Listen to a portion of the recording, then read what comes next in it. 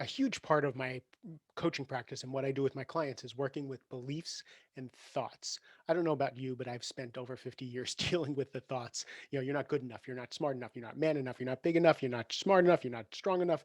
You didn't do it good enough. And you shouldn't have said that. You did that wrong. You screwed that up. In fact, I've been doing that with this podcast. This is the fourth time I've done this. The microphone was wrong and this was wrong and all kinds of stuff. Like, you screwed up, Mark. You screwed up. You screwed up. You screwed up. How many of you have had that voice in your head incessantly for years? So what I work with my clients on is the beliefs and the thoughts that plague them, that get in their way of doing the things that they want to do, that stop them from creating, from doing bigger things, from going for a promotion, for creating a new business opportunity. So thoughts and beliefs are a huge part of our quality of life.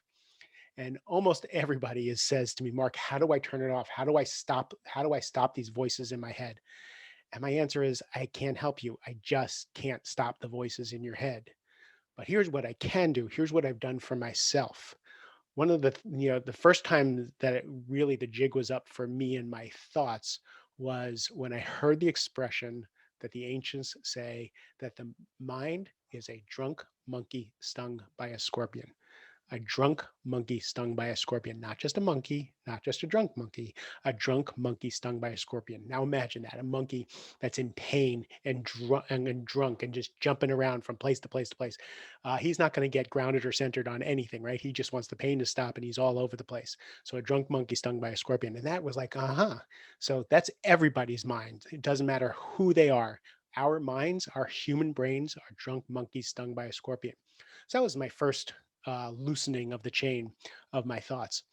Then here's another one. Michael Singer, if you've heard of Michael Singer, he wrote the book, The Untethered Soul and the Surrender Experiment. The Untethered Soul is exquisite. It's such a beautiful exploration of being a human in this world and the spiritual connection. Really recommend The Untethered Soul. But in there, he tells a story, and this story is the best that illustrates the our relationship with the crazy person that is us in our mind. And he tells a story that we have this roommate in our head, and we take this roommate everywhere. We treat it like it's our best friend, like it's our closest confidant. We believe everything that this roommate says. So the roommate comes to us to a party, and we go to the party, and the roommate says, "Oh, look, there's some chips over there," and you're like, "No, thank you, I'm good. I'm not gonna eat the chips. I'm good. I'm on a diet. I want to lose some weight." "No, no, no, go eat the chips. Do you really want to have a chip?" "I'm not gonna eat the chips. I'm good." "No, really, come on. You really want one? Don't worry about it. Tomorrow you'll get back on the diet. You'll be cool. Just eat a couple of chips. Be social. You want to be social. You don't want to look like you're not eating. So just have a chip." And then you eat a chip. And that same voice says, "You stupid idiot, you fat slob. You have no self-control. How can you not resist the chips? What is wrong with you?" That's that same person. Now, if that was a real person, we would get a restraining order. We would never hang out with that person. But because it's in our head, it's our closest confidant and we believe everything it's said. When I heard that, that just resonated with me. We have 90,000 thoughts a day. 90,000 thoughts a day. Most of them are pretty unkind. And about 80,000 of them are the same thoughts we had yesterday and the day before and the day before, and the same thoughts we'll have tomorrow and the next day. So the best thing to do is to figure that out. The jig is up when you start to see what your mind says. So like when you want to go do a video on social media, when you want to go for a job promotion, when you want to create something, write a blog, and you want to press send, you watch your voice, you watch your head. Your head is not going to be your friend. It's going to tell you all the reasons why it's dangerous. Now, of course, that's evolution.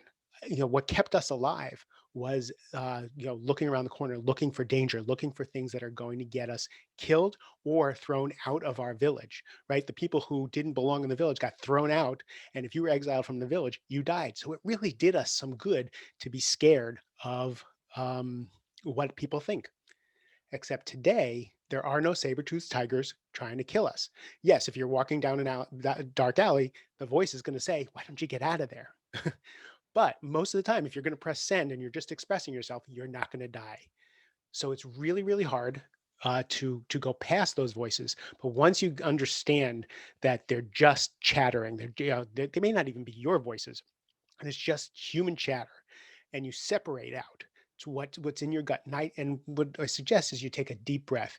You breathe from your belly. You get out of your head. You do some jumping jacks. You get out of your head and into your body.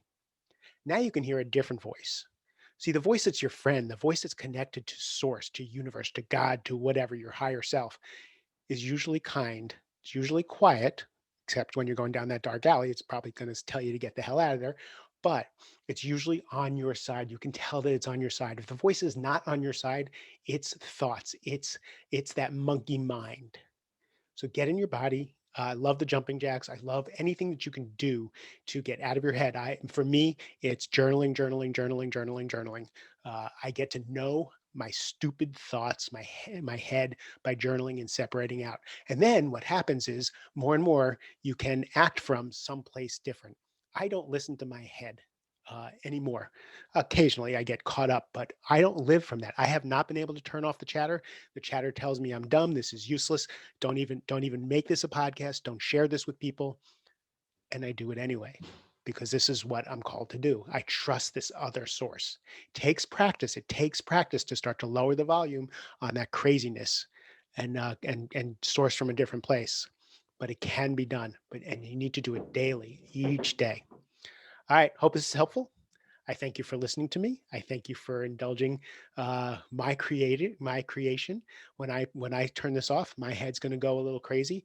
And guess what? I don't care. If you're listening to this, it means that I put it out in the world because I wanted to, and I didn't want to listen to my monkey mind. I love you guys. Have a great rest of the day.